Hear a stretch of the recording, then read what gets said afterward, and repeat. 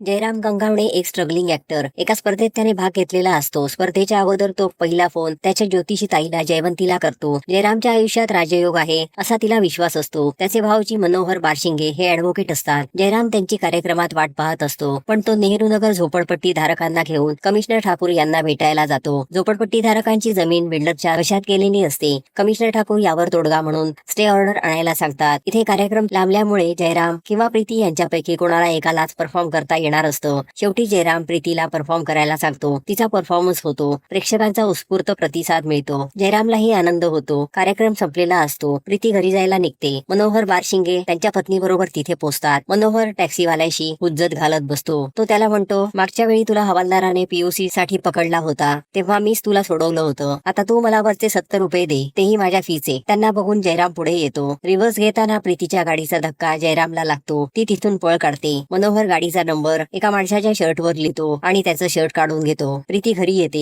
Commissioner Thakur यांची ती बहीण असते. तिने कोणाला तरी डॅश केल्याचं ती त्यांना सांगते. ते विचारतात, त्याला हॉस्पिटलमध्ये ऍडमिट केलंय ना? ती नाही म्हणते. ते विचारतात, पोलीस स्टेशनला कंप्लेंट तरी केलीस का? ती म्हणते, केली असती, पण माझं लायसन्स गेल्या महिन्यातच मिसप्लेस झालंय, म्हणूनच मी सरळ घरी निघून आले. ते म्हणतात, ही तर हिट अँड रनची केस आहे. तेव्हा ती सांगते, दादा मी तुझी गाडी घेऊन गेली होते. ते म्हणतात, हिट अँड रनची केस माझ्या गाडीची झालीये. ते प्रीतीकडून गाडीची चावी घेऊन तिला म्हणतात, आता विसरून जायचं, गाडी तू चालवत होतीस ते. पहिल्यांदा हे शोधून काढावं लागेल की तो माणूस कुठल्या हॉस्पिटलमध्ये ऍडमिट आहे. मनोहर जयरामला हॉस्पिटलमध्ये आणतो. त्याच्या असिस्टंटला फोन करून सांगतो, 2 लाखाच्या दाव्याचे पेपर्स रेडी ठेव. हिट अँड रनची केस आहे, उद्याच फाईल व्हायला हवी. जयवंती ग्रहांचं कॅल्क्युलेशन बघत असते. मधूनच बडबडते, लहानपणी गावी छपरावरून पडलेला, तेव्हापासून हे पडणं अगदी चालूच आहे. तेव्हा त्याचा मणका दबला गेला, तो आजपर्यंत तसाच आहे. तिचं हे बोलणं ऐकून मनोहर त्याच्या असिस्टंटला सांगतो, 50 लाखांचा दावा ठेव. तो पोलिसाकडे येतो. गाडीचा नंबर सांगतो. नंबर ऐकून हवालदार विचारतो, नक्की हाच नंबर होता? हवालदार समजावतो, माझा एका केस बीचच्या फंदात पडू नका, हाती काहीच लागणार नाही. मनोहर विचारतो, कोणाची गाडी होती? तिथे कमिशनर येऊन ती गाडी माझी आहे असं सांगतात. गाडी वेगात नव्हती. मनोहर म्हणतो, अजून तो शुद्धीवर आलेला नाही. वर्मी घाव लागायला वेळ लागत नाही. आयुक्त डॉक्टरांकडे चौकशी करायला जातात. मनोहर रूम मध्ये येऊन जयरामला विचारतो, तुला 50 लाख रुपये हवेत का? मनोहर त्याला सगळं प्लॅनिंग समजावतो. नुकसान भरपाईचे 50 लाख आपण मागू शकू. तुझा मणका आताच दबला गेलाय असा आपण दावा करायचा. कॉम्प्रेस वर्टिब्राचा आजार फक्त एक्सरेत कळतो, कधी झालाय ते कळत नाही. तुला फक्त याचं नाटक करावं लागेल.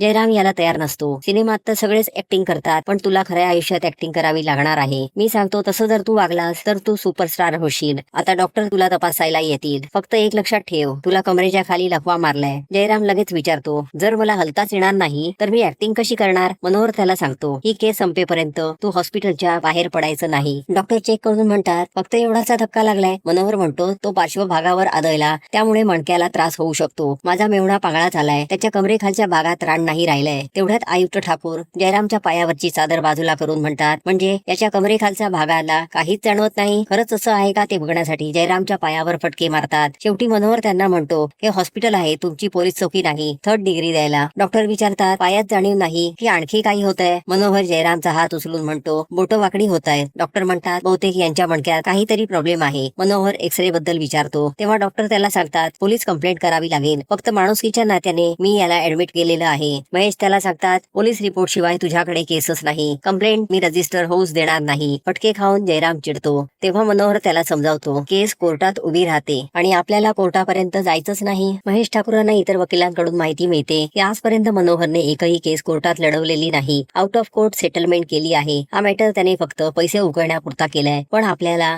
त्याला पैसे द्यावेच लागणार नाहीत, कारण मोटर ऍक्सिडेंट मध्ये कॉम्पन्सेशन इन्शुरन्स कंपनी देते. महेश त्यांना सांगतात, मला हे प्रकरण इन्शुरन्स कंपनी पर्यंत पोहोचूच द्यायचं नाही. पोलीस कमिशनरच्या गाडीची हिट अँड रन केस आहे ही गोष्ट जर बाहेर पडली तर सरकार, मीडियावाले, डिपार्टमेंटवाले सगळे तुटून पडतील माझ्यावर. त्यांचं हे सगळं बोलणं प्रीती ऐकते. तेव्हा तिला कळतं की जयराम महेशच्या गाडीच्या ऍक्सिडेंटमुळे पॅरालाइज झालाय. हॉस्पिटलमध्ये मनोहर जयरामला बाथरूम मध्येही जायला देत नाही. काय करायचं ते बेडवरच कर. तो त्याला बटन दाखवून म्हणतो, हे बटन दाबायचं म्हणजे कोणीतरी तुला पॉट देईल. जयराम सांगतो, बेल दाबल्यावर नर्स येते. मनोहर त्याला समजावतो, कंप्लेंट रजिस्टर होईपर्यंत हॉस्पिटलच्या लोकांची खात्री पटली पाहिजे की तुला हलताही येत नाही. त्यांना कळायला हवं की तुला स्वतःहून कुशीवर सुद्धा वळता येत नाही. मनोहर दबनुसीत गेल्यावर प्रीती जयरामला बघायला येते. न बघता जयराम तिला पॉट द्यायला सांगतो. ती विचारते, याच्यात हे ठेवायचं? तिने बुके आणलेला असतो. तेवढ्यात तिथे मनोहर येतो. ती त्याला आपली ओळख सांगते. तो म्हणतो, भावाने पाठवलं असेल, काम होत नाही म्हटल्यावर. ती म्हणते, त्याला माहित पण नाही मी इथे आले ते. तो त्याच्या वकिलाबरोबर आहे. मनोहर तिला सांगतो, जाऊन सांगा तुमच्या दादाला होता. सहज संपणार नाही आता हा मामला. बरोबर कोर्टात खेचून दाखवतो इंगा. मनोहरचं हे बोलणं ऐकून ती निघण्याचा निर्णय घेते. तिला हसवण्यासाठी जयराम तिला अखियों के झरोखे से मधल्या सचिनची ऍक्टिंग करून दाखवतो. ओव्हर होत आहे बघून मनोहर तिला निघा म्हणतो. ती निघाल्यावर जयराम उठून तिला खरं सांगायला जात असतो. मनोहर त्याला म्हणतो, ती पोरगी म्हणजे आपल्यासाठी त्या ठाकूरचा ब्लँक चेक आहे. तू फक्त तिला पटवायचं की तुला भरपूर त्रास होतोय, म्हणजे ती तिच्या भावाला नुकसान भरपाई द्यायला भाग पाडेल. जयराम ऐकून घ्यायला तयारच नसतो.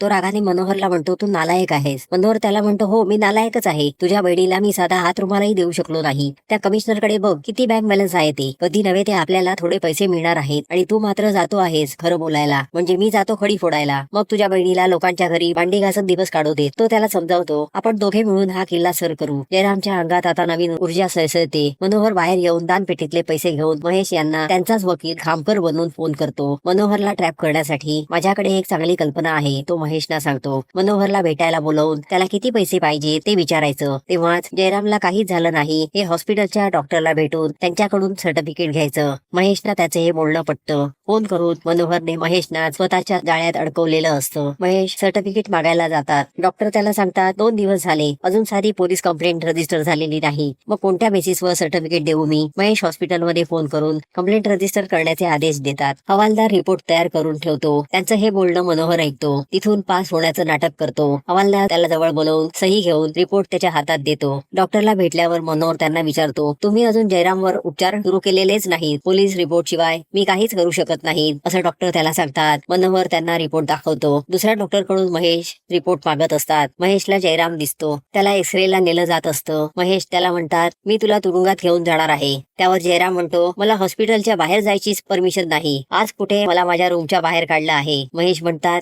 एकदा सर्टिफिकेट माझ्या हातात येऊ देत, मग डायरेक्ट तुझा फोटोच लावतो पोलीस स्टेशन मध्ये. परत डॉक्टरकडे येऊन सर्टिफिकेट घेऊन जातात. मनोहरच्या हातात एक्सरेचा रिपोर्ट आलेला असतो. तो एक्सरे तो डॉक्टरांना दाखवतो. पोलिसांच्या रिपोर्ट शिवाय कशाला काढलात? दुसरे डॉक्टर पोलिसांचे रिपोर्ट त्यांना दाखवतात. जयरामचा मणका खरंच दबला गेलाय ते सांगतात. मनोहरने बाजी मारलेली असते. महेशने तयार करून घेतलेले रिपोर्ट डॉक्टर फाडून टाकतात. दुसऱ्या दिवशी मनोहर महेशना भेटायला जातो. डायरेक्ट 50 लाखांची मागणी करतो. महेश त्याला सांगतात, प्राण गेला तरी मी एक छदाम सुद्धा देणार नाही. माणूस प्रतिष्ठा जपण्यासाठी काहीही करतो. मी तुम्हाला पैसे द्यायला भाग पाडीन. एवढं बोलून मनोहर निघतो. ती मैत्रिणींबरोबर जयरामला भेटायला येते. त्याला ती सांगते, गाडी मी चालवत होते, माझ्यामुळेच तुझा ऍक्सिडेंट झालाय. दादानी मला वाचवण्यासाठी सगळा आळ स्वतःवर घेतलाय. मनोहरचा नवा डाव तयार असतो. तो जयरामला सांगतो, प्रीतीला तू स्वतःच्या प्रेमात पाड. रोमिओ जुलिएट, लैला मजनू यांच्यात एक श्रीमंत आणि एक गरीब असं होतच की. आणि केस संपल्यावर नंतर तिला सगळं खरं सांगून टाक. जयराम तिची स्वप्न पाहायला लागतो. त्या भरात तो नाचायला लागतो. त्याची बहीण हे सगळं पाहते. ते दोघे नाचत असतात. ती त्यांना म्हणते, तुम्ही दोघांनी मिळून मला सुद्धा फसवलं. ती मनोहरला म्हणते, तुमच्या घाणेरड्या धंद्यात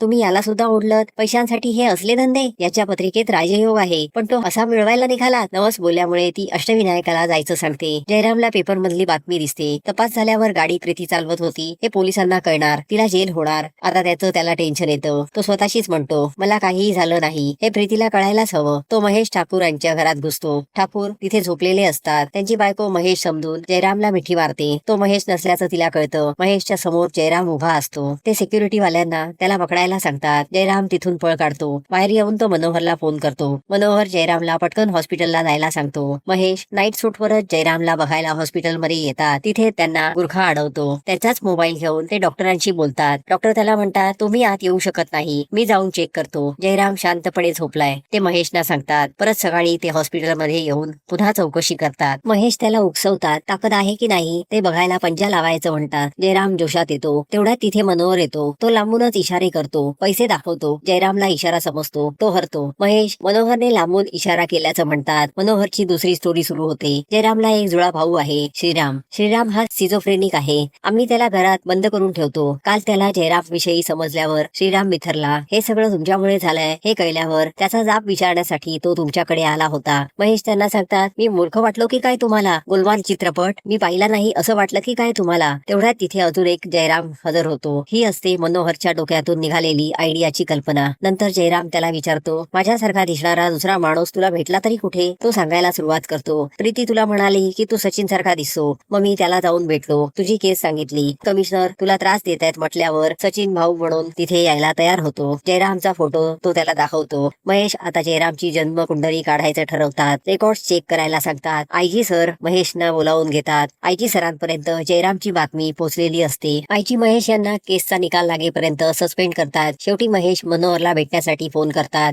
जयराम प्रीतीला भेटून सगळं खरं सांगून टाकतो. दोघेही एकमेकांना आवडत असतात, पण प्रीती म्हणते माझ्या दादाला तू आवडत नाहीस, जे काही करायचं ते मीच करीन. महेश मनोहरला भेटायला येतात. ते सांगतात माझा हॉस्पिटलच्या डॉक्टरवर विश्वास नाही, मला तज्ञांकडून जयरामच्या टेस्ट करून घ्यायच्या आहेत. त्याचा रिपोर्ट आला की आपण सविस्तर बोलू. मनोहर म्हणतो तज्ञांनी तपासणी करायला माझी काहीच हरकत नाही. तेवढ्यात जयरामच्या बर्थ रजिस्टरची कॉपी त्यांच्या हातात येते. मनोहरला ते वाचायला देतात. रिपोर्ट नुसार जयरामच्या आईला त्या दिवशी खरंच जुळी मुलं झाली होती. मनोहर सचिनला जाऊन भेटतो. तो त्याला रजिस्टरची कॉपी दाखवतो. मागून ऍक्शनचा आवाज आल्यावर सचिन पळतो. नेमका आयजी महेशच्या गाडीला धडकतो. महेश त्याला म्हणतात श्रीराम तो पुन्हा घरातून पळालाच. सचिन म्हणतो मी श्रीराम नाही. महेशला प्रूव्ह करायचं असतं की हा श्रीराम नाही, म्हणून ते त्याला बेशुद्ध करून घेऊन जातात. लांबून हे सगळं मनोहर बघत असतो. महेशच्या बायको जवळ येऊन तिला विचारतो कुठे गेले ते. ती म्हणते श्रीरामला घेऊन घरी गेलेत ते. मनोहर जयरामला येऊन सांगतो सचिनच्या जागी आता तू फिल्मिस्तानला जा. महेश जयराम समजून सचिनला बांधतो. वकिलाच्या सांगण्यानुसार एक्सपर्टला आणून त्याला चेक करून महेश एक्सपर्टला भेटायला निघतात. बांधलेल्या सचिनला जयराम समजून प्रीती त्याला उठवते. मी सचिन आहे हे सांगण्याचा प्रयत्न करतो. मनोहर जयरामला सचिन बनवून फिल्मिस्तानला घेऊन जातो. तिथे त्याला महेश यांचा फोन येतो. अर्ध्या तासात माझी एक्सपर्टची टीम हॉस्पिटलमध्ये येते आहे, ते मनोहरला सांगतात. मनोहर फिल्मिस्तान मधल्या अँब्युलन्सला 3,000 रुपये देऊन त्यांच्या बरोबर निघतो. बंगल्यावर पोहोचतो. सचिनला घेऊन तो निघतो. तो त्याला सांगतो जयरामचं शूटिंग व्यवस्थित चालू आहे, तुम्हाला माझ्या बरोबर हॉस्पिटलमध्ये यायचं आहे. जयराम हॉस्पिटलमध्ये नाही हे कळल्यावर तो खोटारडा आहे हे सिद्ध होईल आणि आपल्याला शिक्षा होईल. तज्ञांची टीम महेश बरोबर हॉस्पिटलमध्ये पोहोचते. मनोहर त्यांना सांगतो आता तो झोपलाय, आता नाही काही करता येणार. तरी त्याला एक्झामिन करायला नेलं जातं. डॉक्टरच्या सांगण्यानुसार या माणसाला काहीही झालेलं नाही. मनोहरच्या नाड्या आता महेशच्या हातात असतात. ते त्याला म्हणतात तुम्हाला दोघांना आता खडी फोडायलाच पाठवतो. जयराम तिथे पोहोचतो. आतून हे सगळं तो बघत असतो. मनोहर त्याला फोन करतो.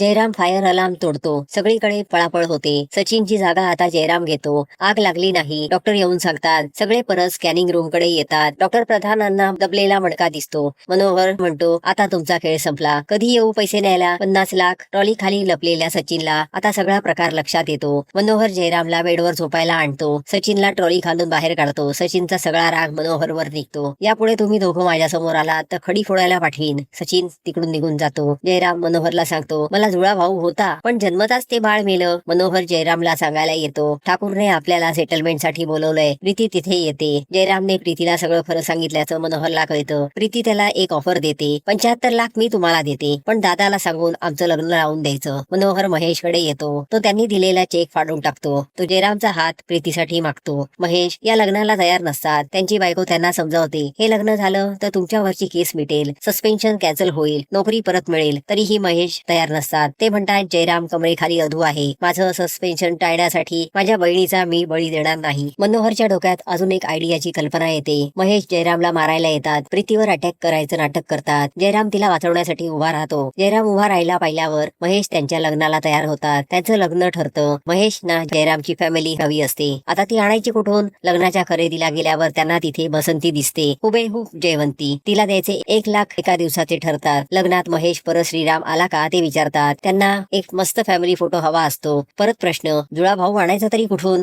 मनोहर परत सचिनला फोन करतो. त्याच्या समोर सचिन उभा असतो. तो म्हणतो जयरामने रिक्वेस्ट केली म्हणून मी इथे आलो. त्या दिवशी हॉस्पिटलमध्ये सुद्धा मीच होतो. हे मी कमिशनर साहेबांना सांगणार आहे. जयरामचा भाऊ श्रीराम आणायचा तरी कुठून. मनोहर पेचात पडतो. एअरपोर्ट चेकिंग वर आपण गंगारामला पाहतो. तो मनमोहन हॉस्पिटल विषयी विचारत असतो. बसंती 1 लाख रुपये आत्ताच द्या म्हणते. मनोहर जयरामकडे येऊन महेशला पटवायला सांगतो. गंगाराम तिथे येतो. जयराम समजून ते त्याच्याशी बोलतात. मनोहर त्याला खोलीत घेऊन येतो. त्याच्याकडून पैसे घेऊन बसंतीला द्यायला जातो. गंगारामच्या चेहऱ्यावर खूप प्रश्न दिसतात. गंगारामने बसंतीच्या हातात डॉलर्स दिलेले असतात. ते घेऊन ती मनोहरकडे येते. 1 लाख ठरलेले ते न देता याचं मी काय करू ती विचारते. मंडपात एकाच वेळी 3 जयराम उभे असतात. महेश कन्फ्युज होतात. यातला नक्की जयराम कुठला. त्यात बसंती सुद्धा बोलते मी तर फक्त एक नाटक करायला आली होती. शेवटी सचिन सांगतो त्या दिवशी हॉस्पिटलमध्ये मीच होतो. मनोहर कबूल करतो हे सगळं मीच केलं, पण हा तिसरा कोण मला खरंच माहित नाही. गंगाराम हा जयरामचा जुळा भाऊ असतो. हॉस्पिटलमधून एका जोडप्याने त्याला पळवून अमेरिकेला नेलेलं असतं. त्याच जोडप्याची अर्धी प्रॉपर्टी तो जयरामला द्यायला आलेला असतो. जयवंती हीच बसंती असते. ती आपल्या भावाला जवळ घेते. काही केल्या महेश भामट्याला आपली बहीण द्यायला तयार नसतात. शेवटी पंजा लढवला जातो. जयराम जिंकतो. जयराम त्यांच्या जवळ येतो. ते म्हणतात त्या दिवशी तू मुद्दाम हरलास आणि आज मी. जयरामचं लग्न होतं. महेश मनोहरला म्हणतात पब्लिक प्रॉसिक्युटर म्हणून मी तुमचं नाव रेकमेंड करीन. मनोहर म्हणतो, पब्लिक प्रॉसिक्युटरला आउट ऑफ कोर्ट सेटलमेंट करता येते का हो? एक आपली आयडियाची कल्पना.